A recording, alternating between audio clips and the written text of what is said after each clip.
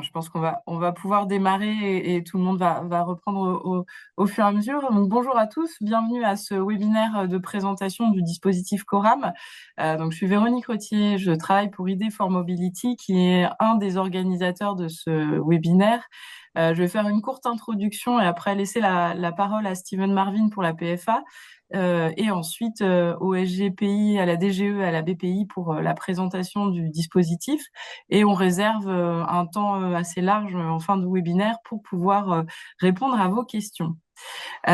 Donc effectivement, on est 8 entités à organiser ce webinaire, donc les pôles de compétitivité des ARIA, des clusters et la PFA.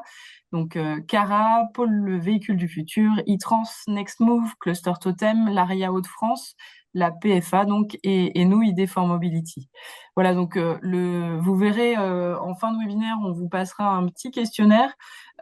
Surtout, n'hésitez pas à y répondre. Ça nous permet aussi de savoir quelles entreprises ont besoin d'être recontactées à la suite du webinaire pour vous aider dans les montages de projets. Parce que je le rappelle, hein, les ARIA, les pôles de compétitivité, les clusters, nous sommes là pour vous accompagner sur ce type de montage.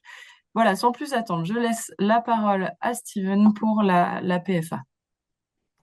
Bonjour à tout le monde, bonjour. Donc, Steve Marvin, je suis directeur R&D de la PFA et j'ai eu le plaisir d'accompagner pas mal d'entreprises et d'entités dans la préparation des dossiers du Coram depuis 2021 maintenant, donc ça fait 5 ans. Et le Coram, plus largement, existe depuis 2020. Jusqu'à maintenant, le Coram a soutenu plus que 80 projets et a dépensé, je pense, au-delà de 400 millions d'euros de financement public pour les projets d'innovation. Donc, cette année, évidemment, on a participé, la PFA a participé avec la DGE, la HCPI et BPI France dans la préparation de l'appel à projet. Et on a, je pense, retenu des thèmes ont été retenus qui sont alignés avec la feuille technologique de la filière en France et vraiment sur des thèmes prioritaires pour notre filière. Donc, comme dans les années précédentes, si vous avez besoin d'un accompagnement, des conseils, n'hésitez pas à nous contacter et également, évidemment, de contacter votre pôle de compétitivité dans lequel vous êtes membre parce que c'est eux en première ligne qui sont là pour vraiment vous aider à construire des dossiers qui ont plus de chances d'être retenus, ce qui est l'objectif de tout le monde. Donc, sans aller plus loin dans le détail, je vais passer la main maintenant pour la présentation principale.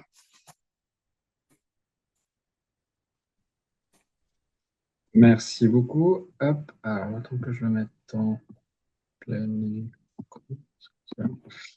Hop. Du coup, on va d'abord commencer par une présentation rapide de France 2030 par Julien Cholin, côté SGPI. Oui, bonjour à toutes et à tous. Je suis donc conseiller transport et mobilité bas carbone au secrétariat général pour l'investissement. Donc le SGPI, pour ceux qui ne connaissent pas, c'est en charge de coordonner et de la bonne exécution du plan France 2030 sur différents piliers et objectifs. Alors là, évidemment, on va se concentrer sur la partie automobile, mais dans les grands axes, on va dire les grandes doctrines, les orientations de France 2030, elles sont en fait déclinées et applicables à l'ensemble des appels à projets qui s'y rattachent. Donc évidemment, il y a des objectifs dans ce plan d'investissement et des soutiens à l'innovation très forts en termes évidemment d'innovation, mais aussi en termes de décarbonation et des enjeux économiques et stratégiques. Alors, je ne vais pas rentrer dans le détail de 10 objectifs, mais voilà, pour ceux qui ne connaissent pas le plan France 2030, ça permet de donner un contexte général. C'est un plan d'une grande ampleur. Et évidemment, la filière automobile et transport est une filière très importante avec beaucoup de défis actuellement et beaucoup de sujets. Et donc, l'intérêt, il faut vraiment garder en tête sur l'appel à projet dont on va parler et les objectifs qu'il y a derrière. Ça fait quand même un fil rouge sur évidemment l'intérêt la bonne adéquation des projets. Alors, Steven l'a déjà mentionné, il y a évidemment des thématiques, tout est bien détaillé dans l'appel à projet, on y reviendra plus tard. Mais voilà, derrière, il faut comprendre que le programme France 2030, c'est un programme avec beaucoup d'ambition. Et en fait, on est là pour soutenir à la fois la prise de risque en termes d'innovation et aussi d'une vraie transformation de la filière et des acteurs et des porteurs de projets. Donc, c'est vraiment les sujets sur lesquels, d'ailleurs, on le verra à travers les thématiques et les sujets sélectionnés. Voilà, pour après, c'est un peu ce que j'ai déjà dit, mais l'idée, c'est vraiment, encore une fois, d'appuyer, de soutenir les projets qui ont véritablement un effet transformant sur l'activité de la filière, qui a besoin aujourd'hui de se projeter sur l'électrification et tous les sujets, je dirais, au cœur des défis et des problématiques que peut avoir la filière automobile. Voilà, je vais passer la suite, on rentrera dans le détail. Merci. Ensuite, il y a la Direction générale des entreprises pour nous parler des objectifs un peu globaux de l'appel à projet. Bonjour à tous, merci Franck, merci Julien. Donc Adrien Riguet, je suis chargé de mission sous-traitant automobile à la DGE. Je suis accompagné de Quentin Molière, chef de projet sous-traitant, et Slavica Damjanovic-Leballer pour le côté innovation automobile. Et donc brièvement, pour revenir sur la stratégie automobile de France 2030, cet appel à projet Coram, il s'imbrique en fait dans un ensemble d'outils publics de soutien à la filière automobile, plus spécifiquement sur la R&D. Donc, il est accompagné notamment de l'appel à projet investissement automobile qui est en cours par ailleurs, mais aussi des programmes notamment extrême défi ou rebond industriel. Les objectifs de ces appels à projets, l'objectif phare, c'est de produire en France à l'horizon 2030 au moins 2 millions de véhicules électrifiés par an. Mais plus largement, c'est aussi de transformer la filière pour faire en sorte qu'elle maîtrise la conception et l'industrialisation des composants clés du véhicule de demain, qui est l'un des objectifs évidemment de cet appel à projet, d'accélérer les investissements de modernisation et diversification, donc là plutôt pour l'appel à projet investissement automobile, mais aussi d'encourager la décarbonation de la filière. Peut-être sur la slide suivante. Voilà, pour revenir un petit peu plus précisément sur les objectifs et attendus de cet appel à projet, donc c'est de soutenir les investissements de recherche et développement pour répondre aux enjeux majeurs de notre époque dans l'industrie automobile. Donc, comme mentionné par Steven Marvin, cette feuille de route technologique de la filière a bien été prise en compte dans l'appel à projet et elle consiste en 5 sous-objectifs différents. Premièrement, c'est de développer les composants clés des véhicules zéro émission. Donc là, on parle notamment du motopropulseur électrique, de la batterie, de l'électronique, mais aussi de la recharge, par exemple. De réduire l'empreinte environnementale du véhicule et des processus de production. Donc là, c'est des sujets qui adressent notamment l'économie circulaire, mais aussi le développement de nouveaux matériaux ou encore de solutions d'allègement du véhicule. Un objectif très important, c'est aussi de développer des solutions de véhicules et de services de mobilité connectés, automatisés et cybersécurisés, donc qui représentent un peu la deuxième transformation industrielle que connaît l'industrie automobile, hein, avec la transition environnementale, c'est la transition numérique. Sur cet objectif-là, c'est des projets qui peuvent toucher à la fois le hardware, hein, donc les composants matériels, mais aussi les logiciels, ou encore la gestion de flotte, ou les infrastructures connectées. Un quatrième sous-objectif, c'est celui des services de mobilité routière. On y reviendra, mais cet appel à projet, il s'adresse à la filière automobile, mais aussi à l'écosystème de la mobilité routière. Donc, il replace en fait l'industrie automobile dans le champ plus large des mobilités et vise notamment à soutenir des projets, notamment d'intermodalité, de mobilité partagée et de développement des plateformes qui y sont associées. Enfin, un enjeu qui a été identifié, c'est celui d'accélérer l'innovation et de baisser les coûts d'investissement. Et à ce titre, cet appel à projet a aussi vocation à soutenir le développement de plateformes, de hubs en fait, de mutualisation notamment d'outils, d'infrastructures, de moyens d'essai ou encore de gestion de données.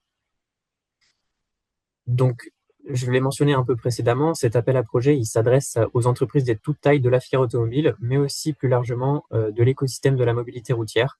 Donc, que ce soit des entreprises qui se situent plus à l'aval de la filière automobile, notamment des sociétés de services ou des entreprises de connectivité qui sont un peu plus connexes à la filière automobile, mais aussi, pourquoi pas, des collectivités locales ou des opérateurs de transport.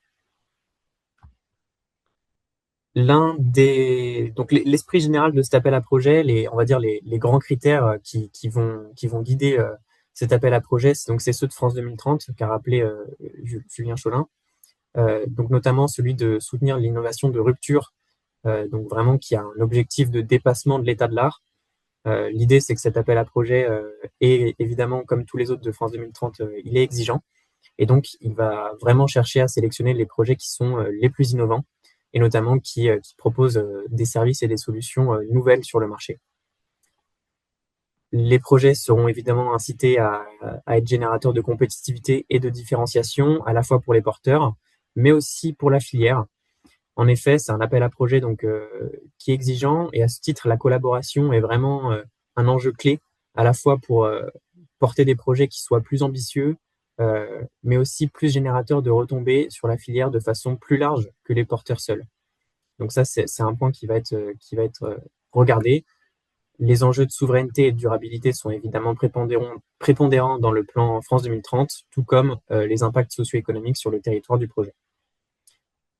Donc, dans le cadre de cet appel à projet, 2 types de projets peuvent être déposés, soit des projets individuels, soit des projets collaboratifs.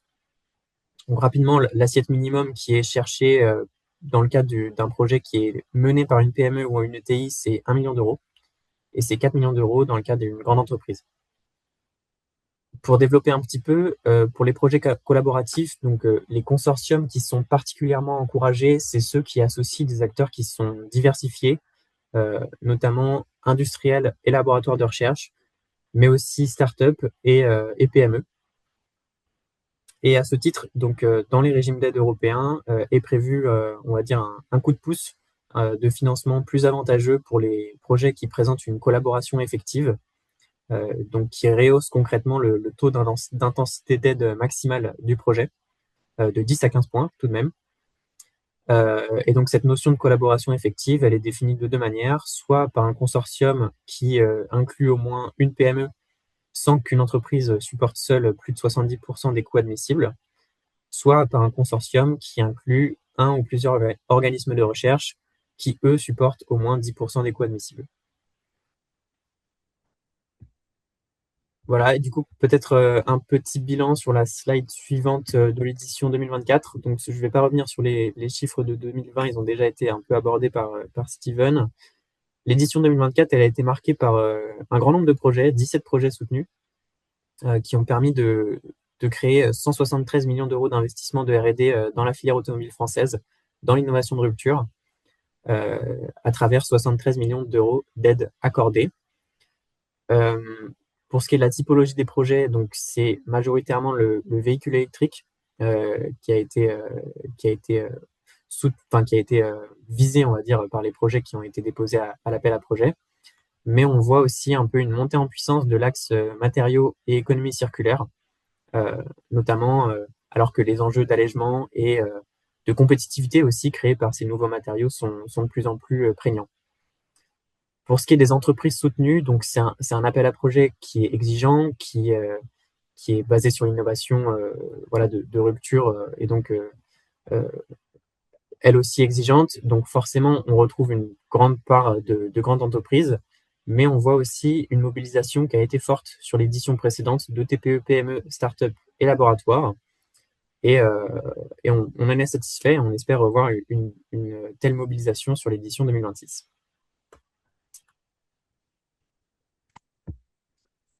Merci beaucoup. Voilà, du coup, ouais, merci beaucoup. Du coup, moi, je vais vous présenter un peu plus en détail l'appel à projet, même s'il y a pas mal de choses qui ont déjà été dévoilées. Donc, on attend des projets de recherche et d'investissement.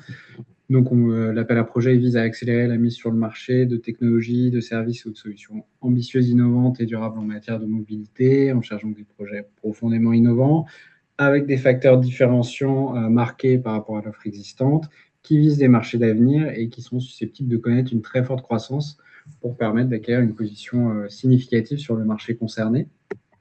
Comme on vous l'a décrit précédemment, il y a donc 6 thématiques prioritaires. Je vais vous faire l'économie de vous les lister. Vous pouvez trouver dans le cahier des charges tout le détail à chaque fois de ce qui est attendu pour chaque thématique. Étant entendu qu'il faut que votre projet s'inscrive obligatoirement dans au moins l'une de ces 6 thématiques. Donc, comme on vous l'a dit aussi précédemment, donc c'est ouvert aux entreprises de toute taille. Les organismes de recherche sont acceptés pour les projets collaboratifs. Au niveau des assiettes de projet, donc pour les monopartenaires, c'est minimum d'1 million pour les PME, 4 millions pour les grandes entreprises. Et en cas de projet collaboratif, c'est donc 2 millions d'euros minimum quand le chef de file est une PME et 4 millions quand le chef de file est une grande entreprise, pour une durée de projet attendue qui doit être comprise entre 24 à 48 mois. Entre 2 et 4 ans. Les dépenses éligibles au financement, ce sont les dépenses de R&D directement affectées au projet. Donc, ça va être les salaires et charges, les frais connexes forfaitaires, ça peut être de la sous-traitance, de l'amortissement. Les modalités de soutien sont adaptées en fonction du type de structure et du type de dépenses, ainsi que du caractère collaboratif ou non du projet. Au niveau de la répartition SUBER, on va être pour les entreprises à un maximum de 60% de subventions et donc 40% d'avance récupérable. Et pour les établissements de recherche, c'est classique, 100% de subvention. Notez que la date de prise en compte des dépenses, c'est le jour suivant la date de relève à laquelle vous avez candidaté. Les critères de sélection, là pareil, on en a déjà un petit peu parlé, c'est les critères de sélection classiques des appels à projets France 2030. Donc on va regarder le montage de projet, la qualité du consortium, le plan de financement, le caractère innovant du projet, ses impacts environnementaux, son caractère applicable ou non, la pertinence du modèle d'affaires, les impacts socio-économiques sur le territoire, votre stratégie industrielle et puis la labellisation par un pôle de compétitivité qui est toujours la bienvenue et un élément favorable dans l'appréciation de votre dossier. Plus peut-être justement pour ajouter là-dessus, puisque c'est quand même le cadre, l'intérêt effectivement de solliciter vos pôles de compétitivité, c'est à la fois l'orientation sur les bons outils type AP. Mentionné tout à l'heure qu'en parallèle du Coram, il y a aussi la AP Investoto. Donc, c'est des appels à projets qui ont une complémentarité, qui ne sont pas exactement les mêmes. Donc, important d'avoir, on n'a pas l'habitude d'avoir une lecture de quelqu'un qui a l'expérience et le recul sur les différents outils qui sont soutenus. Et ensuite, la labellisation, c'est au-delà de la labellisation, elle vient surtout après une procédure d'accompagnement où vous aider à structurer la réflexion et la structure et votre projet pour qu'il soit adapté au mieux au dépôt et qu'il se présente finalement sous son meilleur angle par rapport à ce qui est attendu dans les AP. Donc c'est tout l'intérêt et ça finalement ça facilite à toutes les étapes le travail et surtout le vôtre aussi, c'est-à-dire que l'idée c'est pas de vous faire travailler parce que monter un projet ça prend quand même du temps et du contenu, c'est surtout de le travailler efficacement. Et donc, c'est cet accompagnement qui a une vraie valeur avec l'expertise et le retour d'expérience. Merci. Je vais un peu vite. Au niveau du calendrier, donc l'appel à projet a été publié le 1er janvier 2026. On a donc une première relève le 17 mars, une seconde le 7 juillet et une troisième et dernière qui aura lieu le 15 décembre. Tout ça sur l'année 2026. Au niveau du processus de sélection, il se fait en 2 grands temps. Le premier, c'est le temps de présélection. Donc, on vous demande dans ce cadre-là de faire le dépôt d'un dossier allégé qui va être étudié par BPI France, qui va effectuer un premier filtre et qui va émettre un avis favorable ou défavorable pour un passage en audition. Si le projet est retenu pour aller en audition, vous serez invité à venir présenter votre projet devant un jury composé d'experts indépendants, d'experts BPI France et aussi d'experts ministériels pour les projets qui présentent une assiette supérieure à 10 millions d'euros. Si à l'issue de cette audition, votre projet est retenu, on vous demandera de préparer un dossier complet. Vous aurez dans ce cas-là 3 semaines pour le faire. On vous demandera notamment dans ce dossier de rédiger une annexe technique ainsi qu'une base de données budgétaires détaillée. Sur la base de ce dossier, BPI France effectuera l'instruction du projet, à l'issue de laquelle Il proposera au comité interministériel compétent une proposition de financement ou non. Sur cette base, le comité pilotage interministériel fera lui-même une proposition de financement ou non au secrétariat général pour l'investissement, au SGPI, qui prendra la décision finale. Si le projet est retenu, il y a ensuite une phase de conventionnement et puis une phase de suivi. Voilà. Étant entendu, donc, entre le moment où vous déposez votre dossier et le moment où vous avez la réponse finale pour un possible financement, il se passe en général 6 mois. Au niveau du dossier de candidature, donc pour le premier dépôt, c'est un dossier qui est volontairement allégé. Il consiste principalement en une présentation du projet sous forme de slides, donc en général, on vous demande 30 à 40 slides, une fiche de demande d'aide, une grille d'impact environnementaux et socio-économiques, un fichier de prévision économique, et puis après des documents plus administratifs comme votre dernier alias fiscal ou votre dernier rapport du CAC. Tous ces documents, ils sont à déposer exclusivement sur notre plateforme de dépôt Pixel. Vous avez le modèle du dossier de candidature à télécharger sur bpifrance.fr. Vous avez notamment les fichiers types et les plans types qui sont attendus notamment pour la présentation du projet. N'hésitez pas à les télécharger et les utiliser. Par ailleurs, j'attire votre attention sur le fait que depuis quelques mois maintenant, de nombreuses informations sont à renseigner directement sur la plateforme. Du coup, voilà, on vous invite à vous y prendre bien en avance pour avoir le temps de remplir tout ça et puis aussi avoir le temps, si jamais il y a un problème, de pouvoir contacter le support et de pouvoir être aidé dans les temps parce qu'en général, tout le monde arrive au dernier moment. Du coup, le support se retrouve débordé. Donc voilà, mieux, et la plateforme aussi, donc mieux vous anticipez, mieux c'est. Ensuite, donc, s'agissant du contact, vous avez une adresse mail générique côté BPI France, donc, qui est aap-france2030@bpifrance.fr. On essaye de répondre à tout le monde, on essaye de répondre rapidement, même si, voilà, on fait de notre mieux. Vous avez aussi Quentin et Adrien côté direction générale des entreprises, et puis aussi n'hésitez pas à entrer en contact avec les services économiques de l'État en région qui sont aussi là pour vous aider et vous accompagner. Voilà, c'était tout pour la présentation. Merci beaucoup pour la présentation qui était très claire. Je le rappelle, la présentation sera envoyée à tous les participants et le replay du webinaire sera disponible en ligne. On va pouvoir enchaîner sur les questions. Il y a un certain nombre de questions. Je vous invite à aller voir en bas dans le module QR. Il y a un certain nombre de questions qui ont été posées, notamment sur la taille des consortiums, le nombre d'entités qui doivent le composer. Juste peut-être comme il y a plusieurs questions, pour résumer sur le sujet, Franck, si je me trompe pas, on est d'accord qu'on peut avoir un projet mono ou multi-partenaire. S'il est monopartenaire, il faut que ce soit forcément une entreprise qui le porte, quelle que soit sa taille. Et il peut y avoir des multi-partenaires. Il me semble qu'il y a une limite de 6 partenaires sur un projet multi-partenaire, mais peut-être que je me trompe. De mémoire, on n'a pas mis de limite dans le cahier des charges. Okay. Dans ce métier.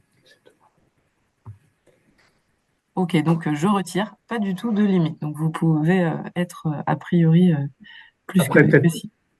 Ouais, pour répondre à la question de Thomas, en fait, la question, c'est toujours la légitimité et la cohérence du consortium, mais je pense que c'est pas nouveau pour toi.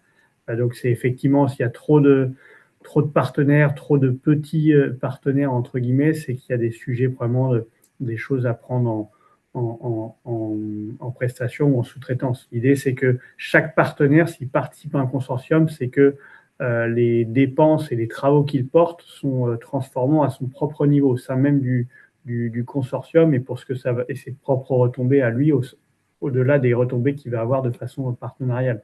C'est toujours ça l'état d'esprit, c'est-à-dire quelqu'un qui va juste faire des travaux finalement qui seraient presque remplaçable par un autre partenaire, c'est qu'on est plutôt le cas dans le cas de la sous-traitance et ça permet aussi d'avoir une cohérence parce qu'on sait que gérer un consortium à beaucoup de partenaires versus un consortium à 4-5, c'est pas la même complexité. Et on ne s'interdit pas pendant l'instruction de reconfigurer les partenaires, les consortiums, les consortia si besoin. Ok. Merci. Je vais reprendre les questions dans l'ordre. Alors, on a un certain nombre de questions sur la discussion. Il y avait une première question sur le nombre de projets qui ont candidaté au Coram 2024 pour arriver aux 17 projets soutenus. Donc, j'imagine que c'est pour se donner un ordre d'idée du taux de sélectivité. Et est-ce qu'il existe une liste, une présentation de ces 17 projets soutenus? Une question. Ouais. C'est une bonne question. J'avoue ne plus avoir les chiffres 2024 en tête. Je ne sais pas si DGE, vous les avez.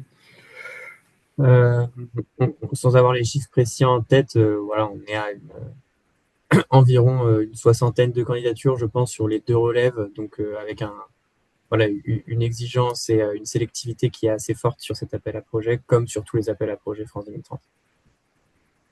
Merci. Et est-ce Et qu'il est-ce existe une liste? Il me semble qu'il existe une liste publique des projets retenus. Alors, pour une liste publique, c'est souvent dans le cadre de communiqués de presse.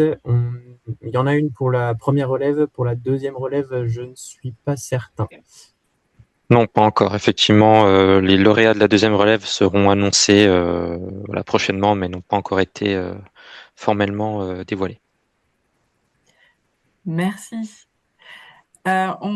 On a une autre question qui est tout à fait liée à autre chose sur les zones AFR. Donc, pouvez-vous spécifier la différence entre les investissements zone AFR et ce AFRC du règlement UE 2024-795? C'est là qu'on appelle Thierry. Ouais. Thierry, est-ce que tu es Je là? connais la réponse. Tu connais la réponse? Oui, oui, pardon.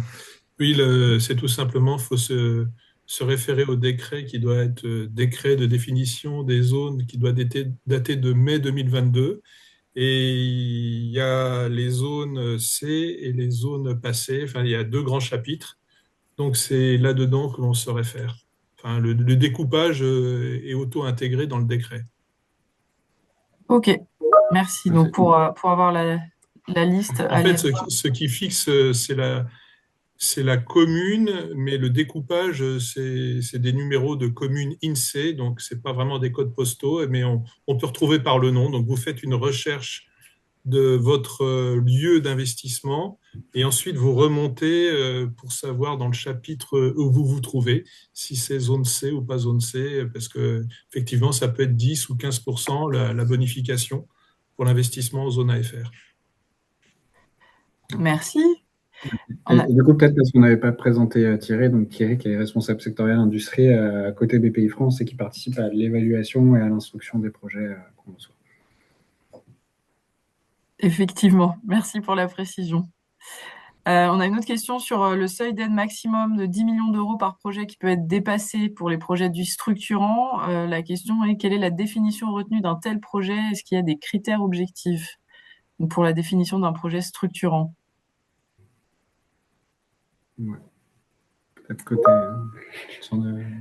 Pas encore.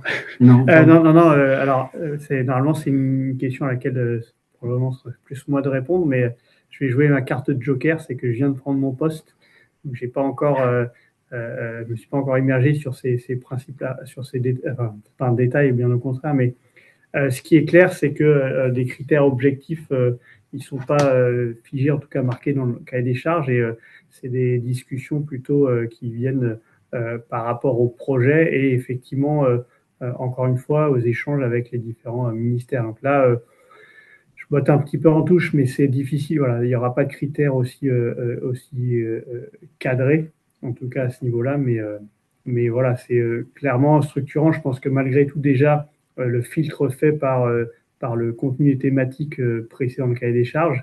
Et après, bon, je pense que c'est à l'évaluation que ça se fait.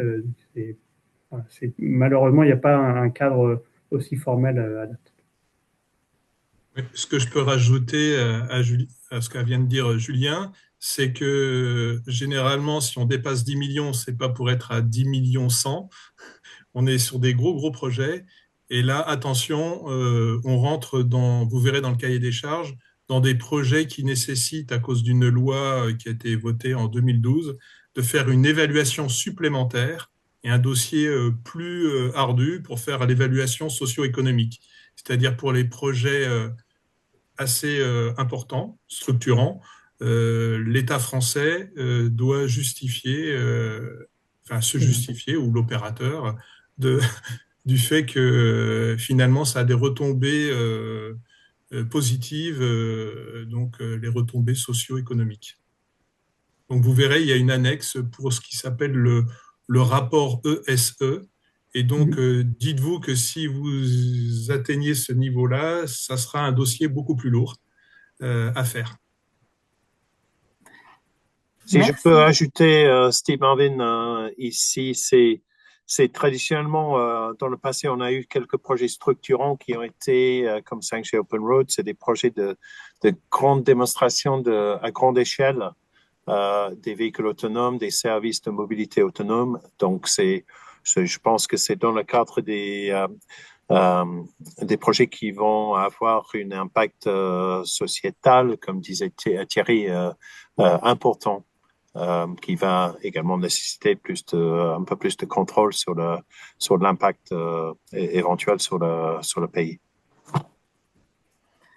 Merci pour la précision. Une question suivante sur les taux d'aide globaux. On nous demande de confirmer le taux d'aide global, 35%, dont 60% en sub et 40% en avance. Il me semble que ça dépend du consortium. Néanmoins, je vous laisse. Oui, effectivement, ça dépend si on est en projet monopartenaire ou en collaboratif, donc c'est une collaboration effective ou pas. Ça dépend aussi si on présente des dépenses de recherche industrielle ou de développement expérimental. Et ça dépend aussi de son type d'entreprise. On n'a pas le même taux si on est petite entreprise, moyenne entreprise ou grande entreprise. Tout ça, c'est précisé en page 15 du cahier des charges. Merci. On a une question qui va être plutôt pour les pôles en l'occurrence, donc je vais me permettre d'y répondre pour tous les collègues. Donc une question sur quel est de quelle manière aidons-nous les porteurs à monter leur projet. Donc nous, on n'est pas dans la réalisation du projet, hein, les pôles de compétitivité, les clusters et les ARIA. On va être là pour vous aider à monter le projet, trouver les partenaires éventuels, vous aider en vous indiquant quels sont les documents à remplir, quelles sont les trames adéquates, pouvoir vous aider en relisant les documents. Et en fait, tout cet accompagnement-là se termine par une labellisation. La labellisation, elle se fait alors pour le coup uniquement par les pôles de compétitivité, et pour les labellisations, on a tous un système qui est un tout petit peu différent, mais qui a une colonne vertébrale forte commune, qui est avec 2 évaluations, notamment par des experts externes, qui résultent en la labellisation. Donc voilà, on a ce process de labellisation et le process d'accompagnement. Donc voilà pour cette question. On a une question sur la zone géographique et des porteurs. Alors on a 2 questions. Une question sur est-ce que des porteurs de projets qui ne seraient pas avec des capitaux 100% français pourraient être financés. Et on a une autre question qui est liée à la territorialité. C'est est-ce que des projets dont l'industrialisation ne serait pas faite 100% en France pourraient être financés. Alors peut-être pour commencer sur la nature, si on a des entreprises avec des capitaux étrangers. Je peux répondre là, si vous voulez. Le principe, quand on favorise de la R&D, c'est le PIB plus que le PNB. Donc on veut que l'activité de R&D soit logée en France. Ça, c'est normal. Après, sur l'industrialisation donc ça veut dire que finalement, on peut avoir des entreprises avec des capitaux étrangers, mais qui opèrent la R&D en France et qui sont aidés. Ça, il n'y a aucun souci là-dessus. Après, on sera vigilant sur la localisation de la propriété intellectuelle, premièrement. Ça ne veut pas dire qu'elle ne sera pas exploitable dans d'autres filiales du groupe, mais on a envie quand même que les produits issus du projet, notamment la valorisation interne de la R&D, soient faits en France. Après, effectivement, sur l'industrialisation, là, c'est un secteur un peu particulier, l'automobile, où on essaye aussi d'avoir des circuits courts près des zones de production. Donc, on comprend qu'il y a une certaine forme d'industrialisation locale pour justement être en flux tendu pour alimenter les différentes usines, suivant les plateformes. Mais on s'attend quand même, quand on finance en France, d'avoir un minimum d'industrialisation en France, en tout cas pour pouvoir arroser les usines et les constructeurs, y compris allemands, qui seraient en région frontalière avec la France. Peut-être Oui, pour merci. compléter, effectivement, l'idée, c'est que, en tout cas, le cas peut-être extrême qui serait complexe en tout cas à sélectionner, ce serait de dire on fait toute la R&D en France et l'industrialisation, c'est 100% pour aller servir. On estime quand même, l'idée, c'est quand même de soutenir la filière française et européenne automobile et donc de faire bénéficier à la transformation que le projet est censé porter à l'industrie, en tout cas autant que le serait, enfin, s'il y avait en Europe et hors Europe, ça paraît tout à fait logique. Hein. L'idée, c'est de capitaliser au maximum sur les retombées du projet. Mais imaginez qu'il n'y aurait aucun intérêt d'industrialisation en Europe pour les acteurs, et notamment les OEM, etc., de la filière européenne. En tout cas, ça poserait question. Voilà, ce serait du cas par cas, mais ça poserait de grandes questions. Et peut-être pour conclure, effectivement, la perspective d'industrialisation en France sera évidemment bien prise en compte dans les critères de sélection de ces projets. Et donc, en tant que représentant de la DGE, je ne peux qu'approuver ce qui vient d'être dit sur l'utilité de ces aides qui doivent permettre in fine de renforcer, comme on l'a dit en début de webinaire, la production des principaux composants des véhicules zéro émission en France.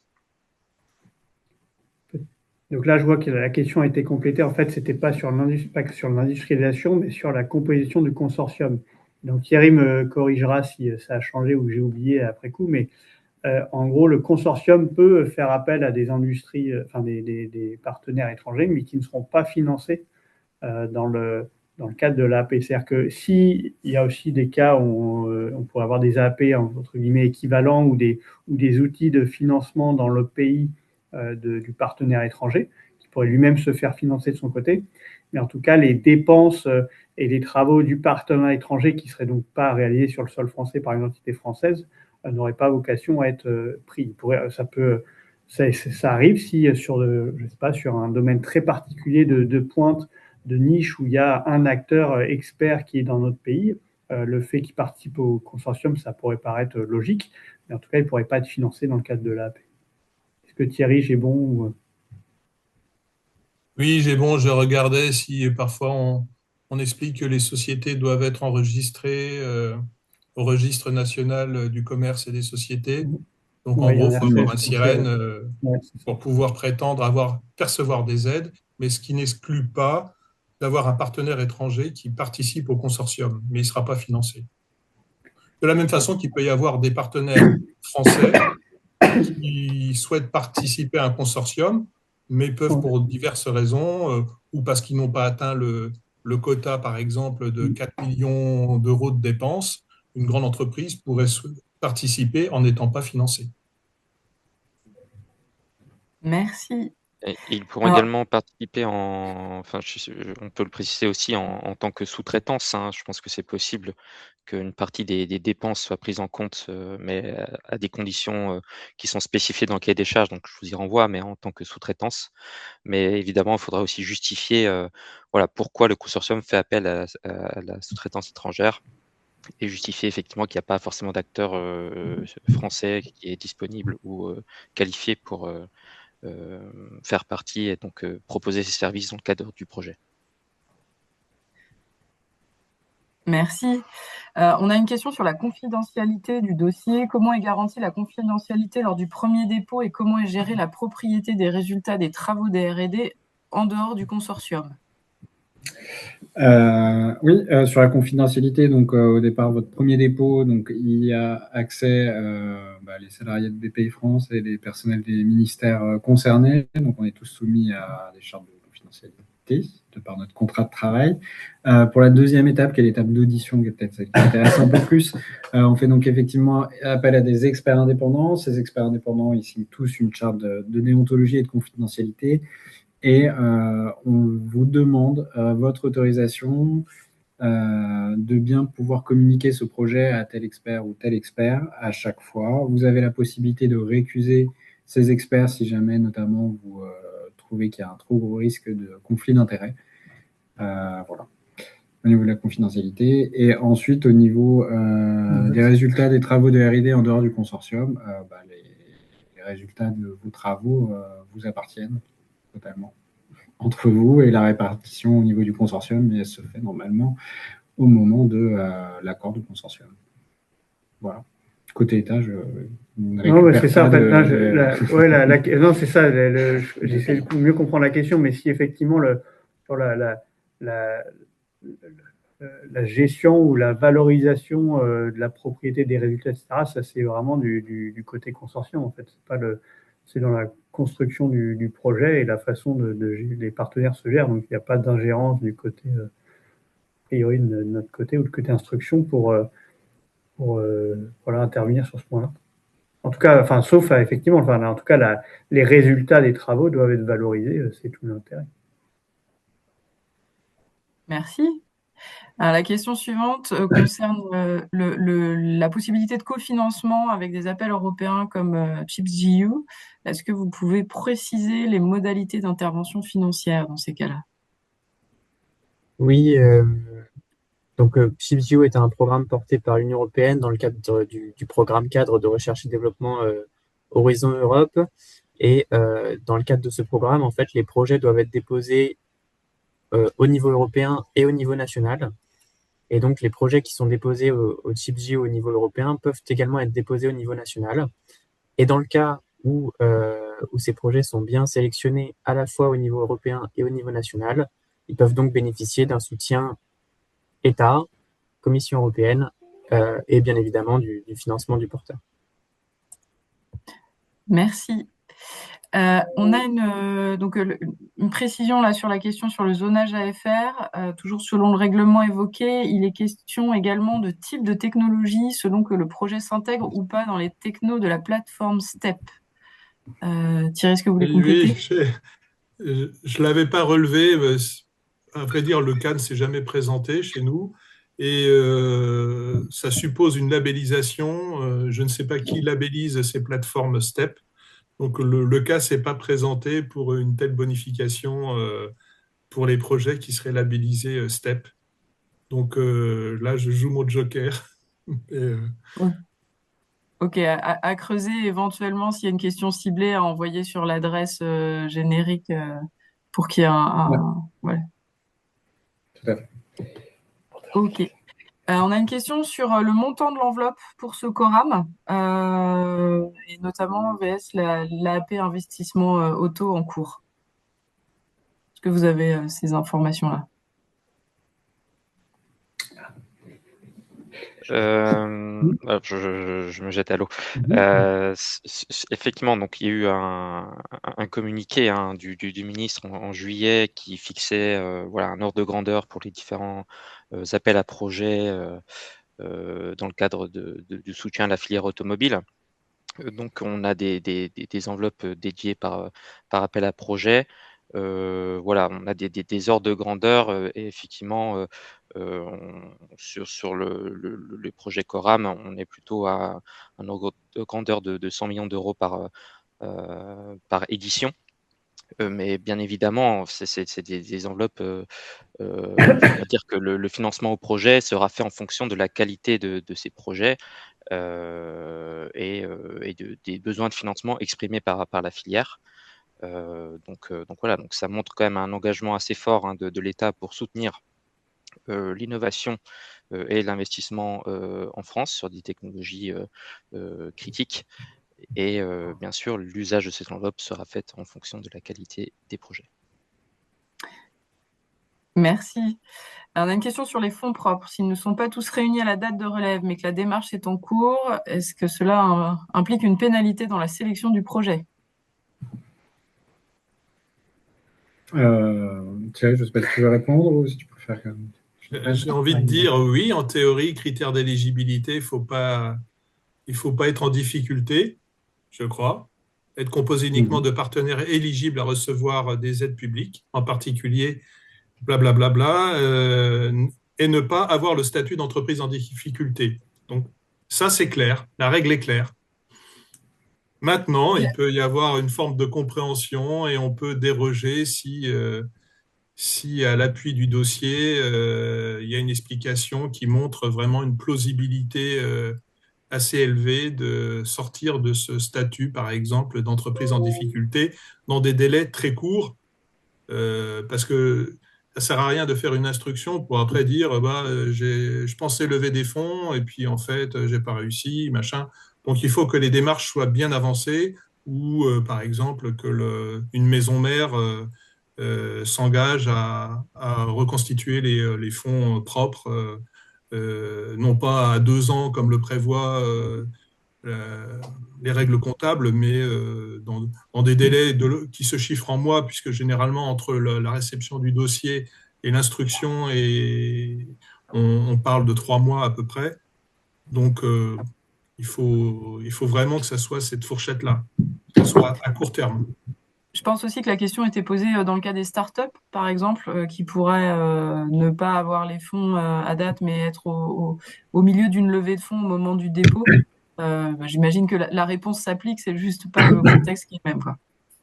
Voilà. Sauf que quand c'est une levée de fonds, ben, on voit tous les jours des levées de fonds qui échouent. Donc, il y a, ça dépend d'un tas d'éléments et il faut que ça soit crédible, quoi. Voilà. C'est-à-dire qu'il y ait des lettres d'intérêt, qu'on regarde si ça fait partie des acteurs, des investisseurs historiques qui remettent au pot, etc., etc. Enfin, je peux pas tout résumer, mais en gros, c'est la crédibilité de la sortie qui permettra de déroger, le cas échéant, à ce critère. Mais je rappelle que normalement, bénéficiaire éligible, théoriquement, il faut pas être en difficulté, donc avoir les fonds propres suffisants au moment du dépôt du dossier.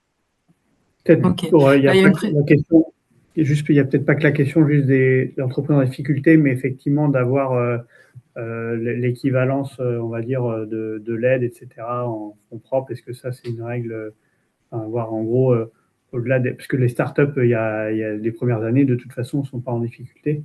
Donc, c'est plutôt avoir la capacité financière à porter le projet tel qu'il est prévu au dépôt, en fait. Je sais pas si c'est...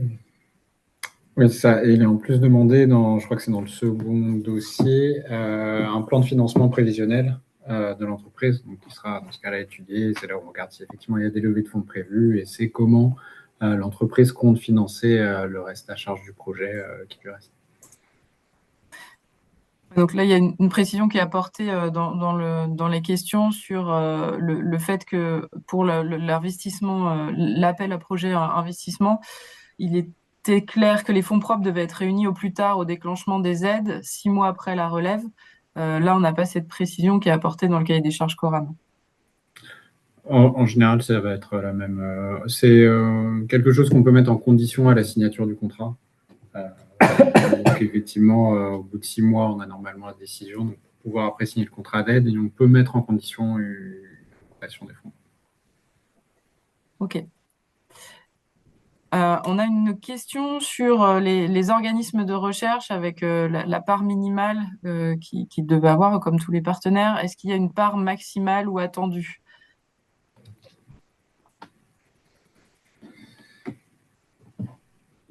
Typiquement, je crois que ça n'est pas écrit, mais on s'adresse essentiellement à des entreprises. Donc, si les labos représentent plus de 50%, il y a quand même un petit souci euh, dans les dépenses du projet. C'est que c'est pas le bon guichet, peut-être. Ouais, voilà. Il faut peut-être aller voir l'ANR ou quelque chose comme ça, mais non, on s'attend quand même que ce soit des projets plutôt industriels ou comme des plateformes de test, donc avec des organismes parfois publics-privés ou ce genre de choses, mais de dire que les labos en tant que centre de recherche représentent plus de la moitié du projet, il y a un problème avec le leadership du consortium. C'est comme tout à l'heure, je réponds un peu aussi avec le retard à Thomas sur le nombre maximum de partenaires. On ne fait pas des auberges espagnoles, donc chacun ne vient pas avec sa petite sa petite tasse à 5%, et puis au total, on pourrait mettre en théorie jusqu'à 20 partenaires, 20 fois 5%. Non, on a envie quand même d'avoir un leader et puis un consortium qui soit pas morcelé. Voilà, on veut éviter l'émiettement et le morcellement sinon après on y perd de toute façon en lecture, en compréhension, en lisibilité et en positionnement de l'innovation. Merci. Julie reprécise sa question sur l'industrialisation. Ah oui, sur le fait que sa question portait sur le fait de savoir si un consortium composé d'entreprises françaises et étrangères était éligible. Il me semble qu'on a néanmoins répondu tout à l'heure sur le fait que effectivement c'était possible. Néanmoins, les entreprises étrangères n'étaient pas éligibles au financement. On a une question qui vient d'apparaître sur le soutien aux véhicules hydrogène. Est-ce que c'est quelque chose qui va être qui est toujours soutenu? Oui, les véhicules hydrogène sont bien soutenus dans la forme de technologie pile à combustible, mais pour des usages en cohérence avec la stratégie nationale hydrogène, c'est-à-dire pour les poids lourds ou pour les cas d'usage spécifiques de mobilité intensive. Ok, merci. J'ai moi-même une petite question. Est-ce que la mobilité dite off-road est finançable dans le cadre de cet appel à projet? Tout ce qui pourrait être, par exemple, machinisme agricole ou chariot élévateur ou autre. Alors, je pense que si on regarde les volets, à mon avis, je vois mal ça rentrer dans l'un des 6 volets de façon. Après, ce qui est clair, il faut remettre un peu l'objectif, je dirais, global affiché. On est sur les objectifs tout en haut du Coram, si je ne dis pas de bêtises. Produire en France à l'horizon 2030 2 millions de véhicules zéro émission et développer une mobilité sobre, souveraine et résiliente. On est vraiment sur les aspects mobilité, en l'occurrence routière, et sur la transformation ou la transition de la filière automobile vers la fabrication du véhicule électrique. Donc, dans ce cadre-là, je dirais, mon ressenti, c'est que plutôt non. On est quand même très peu sur ces sujets-là. Si c'est des sujets avec effectivement les machines agricoles, il y a probablement d'autres, de façon moins connue, d'autres mécanismes de soutien en lien plutôt avec pour le coup, avec le côté agriculture. Ok, très bien. Je confirme que c'est uniquement centré sur les mobilités routières, cette AP. Ok, parfait, c'est clair. Alors, je crois qu'on est arrivé à la fin de toutes les questions qui pouvaient être et dans le chat et dans le module questions-réponses. Il y a un certain nombre de questions auxquelles Adrien Rivier notamment a répondu directement dans le module questions-réponses. On va pouvoir vous afficher le petit questionnaire de fin de webinaire. Surtout, n'hésitez pas à y répondre. Encore une fois, c'est pour être certain de pouvoir répondre au mieux à vos demandes par la suite. Je vais profiter de cette conclusion pour remercier fortement toutes les équipes de la PFA, du SGPI, de la DGE et de la BPI qui ont répondu à la demande des pôles et des clusters et des ARIA très rapidement. Vous avez été hyper réactifs, effectivement, vu les dates de clôture. La prochaine date étant au mois de mars. Voilà, il y a un besoin d'information rapide de la filière. Donc, merci beaucoup à tous. Encore une fois, n'hésitez pas à contacter vos pôles, ARIA, clusters de référence si vous avez des montages de projets en cours et à utiliser aussi l'adresse mail de BPI pour toute question particulière. Et encore une fois, on vous enverra la présentation et vous aurez accès au replay sous peu. Voilà, merci à tous. Bon après-midi. Merci beaucoup. Bon après-midi. Merci beaucoup.